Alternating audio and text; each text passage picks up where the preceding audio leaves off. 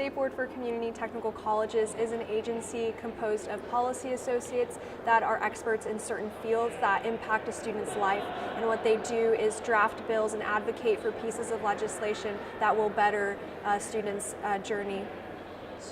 The SBCTC advocates for students in many different ways. A lot of it includes going directly to legislators, whether it's a hearing or directly speaking to them in a meeting, and just advocating for the bills that they're working on. The SBCTC is advocating for hundreds and hundreds of bills. I couldn't go into every single one because it's so much, but I can talk a little bit about the ones that have been chosen by students across the community college system. Washington State Community Technical College Student Association is composed of students across the community technical college system, and we came together last year to compose a legislative agenda, and this agenda addresses food insecurity, college and textbook affordability, and reintegrating formerly incarcerated students.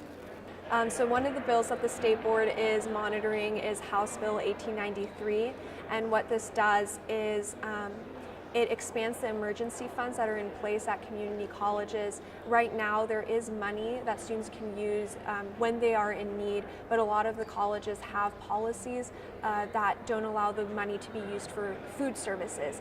And so what this bill will do is not only expand the funding in that, but also allow it to be used for purchasing food. Another thing that bill does is allow colleges to be waived from certain federal requirements to use EBT cards on campus, and what that means is that students will be able to use their SNAP benefits on their college campuses. House Bill 1572 and Senate Bill 5800 are companion bills, so what that means is that they are in each of the houses. There's one in the House, there's one in the Senate, but they're exactly the same. What this does is, if passed, it would launch a pilot program for 4 community colleges in the state, 2 on each side of the Cascade Mountain Range, and they would provide housing services, laundry services, locker room services, food assistance to students, and they're required to take data so that data can be used to see if this is an effective program that can be expanded to all the community colleges in the state.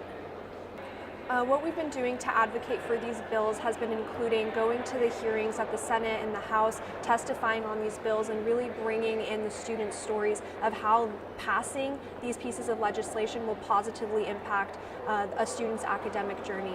There isn't a lot of opposition to many of the pieces of legislation. It's just an issue of having a finite budget where we can't pass everything. So a lot of times what it seems like is the voices that are the loudest that are attached to the bills are the ones that pass.